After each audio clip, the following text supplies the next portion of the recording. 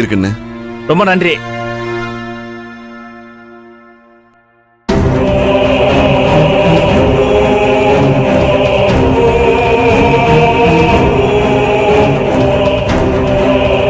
Right. மண்டபத்துல இருக்கிற எல்லாருக்கும் வாந்தி மயக்கம் வரும்னு பார்த்தா போனியே சக்திவேல் ஐயாதானா? நல்ல குவாலிட்டியா இருக்குப்பா. Thank you. குவா குவான்னு வாந்தி எடுக்க போற, இதுல குவாலிட்டியா பெருசு? ஒரு பானை சோத்துக்கு ஒரு சோறு பதம்னு சொல்லுவாங்கல்ல, அது மாதிரி இதை சாப்பிட்டுட்டு சொல்றேன். உங்களுக்கு கொடுத்த ஆர்டரை நீங்க சிறப்பா அசத்திடுவீங்க, அந்த நம்பிக்கை எனக்கு இருக்கு. கவலை எல்லாம் போயிட்டு வாணி. Thank you. ஒரு நிமிஷம் இருக்கட்டும். போ போ போ போ. நல்லா இருந்துச்சு சொல்லு. ஐயா இங்க வரீங்களா? வரேன்.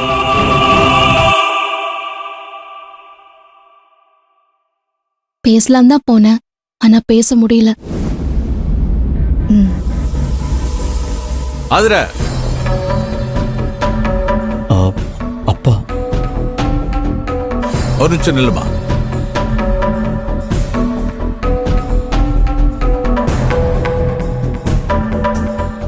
என்னம்மா ஏதோ காளிங்கரையாட்ட சொல்ல வந்த, அவர் யார்ட்டையும் சத்தம் போட்டு இருந்ததை பார்த்ததும் சொல்ல வந்தது சொல்லாம நீ பாட்டுக்கு போயிட்டே இருக்க.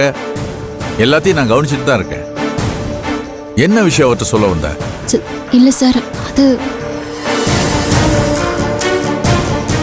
ஏகண்ண ஓட நீயும் வந்திருக்கன்னா உனக்கும் விஷயம் தெரிஞ்சிருக்கும்ல. என்ன விஷயம் கண்ணு? அது வந்துப்பா கண்ணு நிச்சயதார்த்தம் முடிஞ்சு வீட்டுக்கு ஸ்டே பண்ண போறோமா இல்ல மண்டபத்திலே ஸ்டே பண்ண போறோமான்னு கேட்டோம், அவ்வளவுதான். இங்க பாருமா, மத்த சொந்த பந்தம் மாதிரி ஏதோ பத்திரிகை வச்சதுக்காக கல்யாணத்துக்கு வந்தோம், பேருக்கு அட்சதைய போட்டோம், பந்தியில சாப்பிட்டோம், கை கழுவிட்டு போனோன்ற மாதிரி ஆள் இல்லைனா. இது எங்க குடும்பம், எங்க வீட்டு கல்யாணம். காளிங்கரையா வீட்டு கல்யாணத்துல எங்களுக்கு அவ்வளவு அக்கறை இருக்குமா? இதெல்லாம் எதுக்காக சொல்றேன்னா, என்ன ஒரு மூணாவது மனுஷனா நீ பார்க்க வேணாம். நம்பி என்கிட்ட சொல்ல வந்த விஷயத்த சொல்லலாம். காளிங்கரையாட்ட சொன்னா என்ன நடக்கும்னு நினைச்சியோ அதை என்கிட்ட சொன்னாலும் நடக்கும். இங்க பாருமா, அவரும் நானும் மாமன் மச்சானா இருக்கலாம். அதையெல்லாம் தாண்டி எங்களுக்குள்ள அன்பு பாசம் அதை விட அதிகமாவே இருக்கு. அதனால தயங்காம என்கிட்ட சொல்லு. எந்த அளவுக்கு தயங்குறீங்கன்னா கண்டிப்பா இது ஏதோ முக்கியமான விஷயமா தான் இருக்கும். ஏகண்ண, இவங்க எல்லாம் தான் என்ன யாருன்னு தெரியாம சொல்லாம இருக்காங்க. நீ கூட மாமங்கிட்ட மறைக்கிற. அந்த அளவுக்கு நான் அந்நியமா போயிட்டேனா? ஐயோ மாமா, அப்படிலாம் எதுவும் இல்ல மாமா. கண்டிப்பா என்ன விஷயம்னு நான் சொல்றேன். அது வந்து மாமா, என்ன இல்ல ஆதிர, நீ பயப்படாத. என் மாமாவை பத்தி எனக்கு நல்லா தெரியும். அவர் எனக்கு சாமி மாதிரி. எப்படி நாம சாமி கிட்ட நம்ம வேண்டுதலை சொல்றோமோ அது மாதிரிதான் இது வரைக்கும் என் மாமா கிட்ட எனக்கான எல்லா விஷயத்தையும் கேட்டிருக்கேன். நான் கேட்டதுக்காக அவர் எனக்காக செய்யாத விஷயம்னு எதுவுமே இல்லை. நான் ஒரு விஷயம் பண்ணா அது சரியாதான் இருக்கும்னு என் மாமா என்ன முழுசா நம்புவாரு. அந்த நம்பிக்கையில இப்பவும் நான் சொல்றத அவரு புரிஞ்சுப்பாருன்னு நம்புறேன்.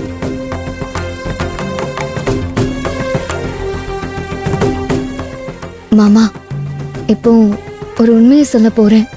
நாமெல்லாம் நினைக்கிற மாதிரி கண்மணிக்கு இந்த கல்யாணத்துல விருப்பம் இல்லைங்க மாமா. ஏன்னா கண்மணி வேற ஒரு பையனை காதலிக்கிறான் மாமா.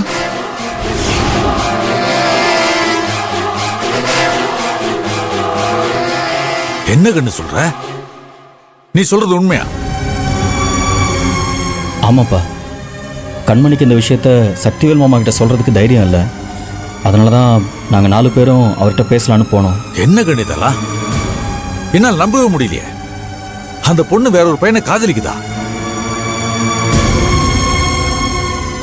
ஏன் கண்ணு, நிச்சயதார்த்தம் நடக்க போது இந்த நேரத்தில் வந்து பிடிக்கலன்னு சொன்னா என்ன அர்த்தம்? அந்த பொண்ணு தான் சொல்லுதுன்னா நீங்களும் போய் அவர்கிட்ட சொல்ல போறீங்களா? கண்ணு, காளிங்கரையா இந்த கல்யாணத்தை விமர்சையா நடத்தும் நினைச்சிட்டு இருக்காரு. ஊரையே கூப்பிட்டு திருவிழா மாதிரி நடத்திட்டு இருக்காரு. ஏன் இன்னும் கொஞ்ச நேரத்தில் தாம்பூல தட்டு மாத்த போறாங்க. இந்த நேரத்துல கல்யாணத்துல விருப்பம் இல்லைன்னு சொன்னா அவர் உடஞ்சு போயிட மாட்டாரா? விருப்பம் இல்ல நீ இப்ப சொல்றவ முன்னாடி சொல்லிருக்க வேண்டியதானே? இத்தனை பேருக்கு சபையில வச்சு அவர் தலை குடிஞ்சு நிக்க மாட்டாரா? சார், அவ ஆரம்பத்துல இருந்தே சொல்லணும் தான் நினைச்சிட்டு இருந்தா. ஆனா சொல்ல முடியாத சூழ்நிலையில அவ சொல்லாம விட்டுட்டா சார். என்னம்மா என்ன சொல்ற நீ? ஒரு நாள் 2 நாள் சூழ்நிலை இல்லாம போகும். இத்தனை நாள்ல ஒரு தடவை கூட சூழ்நிலை அமையாம போச்சு. அம்மா, காளிங்கரையா ஒண்ணும் பொண்ணுங்க விருப்பத்துக்கு எதிரானவர் கிடையாது. பொண்ணுங்க விருப்பத்தை நிறைவேற்றி வைக்கணும்ன்றது அவரோட ஆசையே. பொண்ணுங்களுக்கு அந்த அளவுக்கு சுதந்திரம் கொடுத்திருக்காரு. அவர்கிட்ட சொல்லியிருந்தா கண்டிப்பா நடத்தி வச்சிருப்பாரு. அங்கிள், நீங்க சொல்றது எல்லாமே உண்மைதான். ஆனா கண்மணியோட நிலைமையில இருந்தா யாரா இருந்தாலும் சொல்லியிருக்க முடியாது. ஏன்னா அவங்க சொல்லியிருந்தாலும் நிச்சயமா அவர் ஏத்துட்டு இருக்க மாட்டாரு. ஏப்பா, உனக்கு எத்தனை நாளா அவர் தெரியும்? அவர் பொண்ணுங்க விருப்பத்துக்கு எதிரானவர் கிடையாது. பொண்ணுங்க ஆசைப்பட்டா ஜாதி மதம் பார்க்க மாட்டாரு, ஏழை பணக்காரன்னு பார்க்க மாட்டாரு. கண்டிப்பா கல்யாணம் பண்ணி வைப்பாரு. அது எனக்கும் தெரியும் சார். ஏன்னா நீங்க சொன்ன எந்த காரணத்தாலையும் அந்த பையனை அவரால் நிராகரிக்க முடியாது. நீங்க சொன்ன எல்லா விஷயத்திலையும் அந்த பையன் குடும்பமும் சக்திவேலையா குடும்பத்துக்கும் சமமானவங்க தான். அந்த பையன் வேற யாரும் இல்ல சார், சக்திவேலையாவோட தங்கச்சி பையன் தினேஷ் தான்.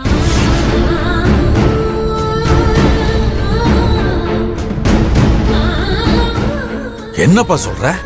ஆதிரைக்கும் விஷயம் தெரியும் மாமா. அதுக்கப்புறம் ஆதிரை மூலமா நான் தெரிஞ்சுக்கிட்டேன். இத பத்தி சக்திவேல் ஐயா கிட்ட வீட்லயே பேசிடலான்னு நினைச்சோம். ஆனா அவர் ஒய்ஃப் போட்டோ முன்னாடி அவர் கோவப்பட்டதும் நாங்க அவர்கிட்ட சொல்லல. சரி, நிச்சயத்துக்கு முன்னாடி மண்டபத்துல வச்சு சொல்லிடலான்னு வந்தோம். ஆனா இப்ப அவரோட தங்கச்சி பத்தி பேசினதும் அவ்வளவு கோவப்பட்டதை பார்த்துட்டு தான் ஆதிரை எதுவும் சொல்லாம வந்துட்டாங்க. மாமா, இந்த பிரச்சனைக்கு நீங்க தான் எங்களுக்கு உதவி பண்ணணும். நீங்க நினைக்கிற மாதிரி தான் நாங்களும் எந்த பிரச்சனையும் இல்லாம அவங்க 2 பேரையும் சேர்த்து வைக்கணும்னு நினைக்கிறோம். ஆனா அதே சமயம் சக்திவேல் ஐயாவும் யார் முன்னாடியும் தலை குனிய கூடாதுன்னு நினைக்கிறோம். அதனால நிச்சயதார்த்தத்துக்கு முன்னாடியே அவர்கிட்ட இந்த விஷயத்த பேசி ஒரு நல்ல முடிவெடுக்க வைக்கணும்னு போராடிட்டு இருக்கோம்.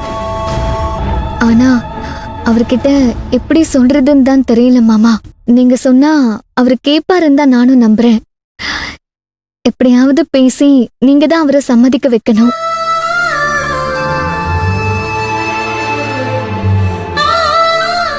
ஏன்னா கண்மணி தினேஷ உயிருக்கு உயிரா நேசிக்கிறா மாமா. ஒருவேளை இந்த கல்யாணம் நடந்துச்சுன்னா விருப்பப்பட்டவனோட சேரவும் முடியாம, விருப்பமே இல்லாம ஒருத்தரோட வாழவும் முடியாம அவளோட எதிர்கால வாழ்க்கை மொத்தமும் நரகம் ஆயிடும் மாமா. அப்படி ஒரு கஷ்டத்தை அவ அனுபவிக்க வேண்டாமே. நீங்க சொல்ற மாதிரி பொண்ணோட சந்தோஷம்தான் தன்னோட சந்தோஷம்னு வாழ்ந்துட்டு இருக்க மனுஷனுக்கு அவளோட கல்யாண வாழ்க்கை அவளுக்கு சந்தோஷத்தை கொடுக்கலன்னு தெரிஞ்சா காலம் முழுக்க அவரை குற்ற உணர்ச்சியில பரிதவிக்கிற சூழ்நிலை வந்துடக்கூடாதுங்க மாமா. சார், யாருக்கும் எந்த மனஸ்தாபமும் இல்லாம நீங்க தான் சார் சுமூகமா ஒரு தீர்வு கொடுக்கணும்.